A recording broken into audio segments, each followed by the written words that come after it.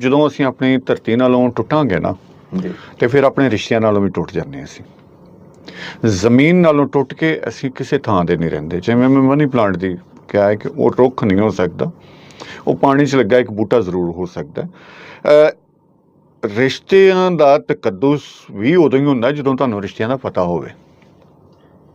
ਠੀਕ ਹੈ, ਤੁਹਾਨੂੰ ਪਤਾ ਹੋਵੇ ਕਿ ਇਹ ਮਲਵੇਰ ਹੈ, ਇਹ ਫੁਫੇਰ ਹੈ, ਪਤਰੇਰ ਹੈ, ਇਹ ਤਾਇਆ ਹੈ, ਇਹ ਚਾਚਾ ਹੈ, ਮਾਮਾ ਹੈ, ਫੁੱਫੀ ਹੈ, ਮਾਸੀ ਹੈ। ਸਾਡੇ ਇਸੇ ਤਰ੍ਹਾਂ ਜਿੱਡੀ ਵੱਡੀ ਸਾਡੀ ਜ਼ੁਬਾਨ ਹੈ ਨਾ, ਇਹਦੇ 'ਚ ਦਿਨ ਦੇ ਕਈ ਹਿੱਸੇ ਨੇ। ਇੱਕ ਇੱਕ ਚੀਜ਼ ਵਾਸਤੇ ਬਹੁਤ ਸਾਰੇ ਲਫ਼ਜ਼ ਨੇ।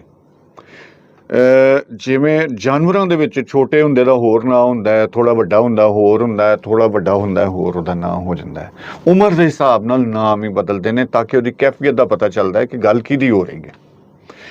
ਹੁਣ ਚਾਈਨਾ ਦੀ ਮੈਂ ਤੁਹਾਨੂੰ ਮਿਸਾਲ ਦਿੰਦਾ ਜੀ ਚਾਈਨਾ ਦੇ ਵਿੱਚ ਜਿਹੜਾ ਉਹਨਾਂ ਨੇ ਫੈਮਿਲੀ ਪਲੈਨਿੰਗ ਕੀਤਾ ਔਰ ਪਾਪੂਲੇਸ਼ਨ ਕੰਟਰੋਲ ਪ੍ਰੋਗਰਾਮ ਬਣਾਇਆ ਕਿ ਤੁਸੀਂ ਇੱਕ ਬੱਚਾ ਪੈਦਾ ਕਰ ਸਕਦੇ ਹੋ। ਔਰ ਹੁਣ ਆ ਕੇ ਉਹ ਕਹਿ ਰਹੇ ਨੇ ਕਿ ਬੱਚੇ ਜ਼ਿਆਦਾ ਪੈਦਾ ਕਰੋ, ਲੇਕਿਨ ਉਹਨਾਂ ਦੇ ਮਿਜ਼ਾਜ ਦਾ ਹਿੱਸਾ ਬਣ ਚੁੱਕਿਆ ਹੈ। ਉਹ ਇੱਕ ਬੱਚਾ ਪੈਦਾ ਕਰਨ ਨਾਲ ਤੁਹਾਨੂੰ ਪਤਾ ਹੈ ਕਿ ਉੱਥੇ ਰਿਸ਼ਤੇ ਸਾਰੇ ਖਤਮ ਹੋ ਗਏ ਨੇ।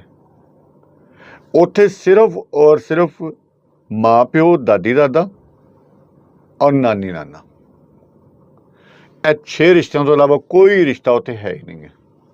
ਕੋਈ ਰਿਸ਼ਤਾ ਹੈ ਹੀ ਨਹੀਂ ਹੈ ਨਾ।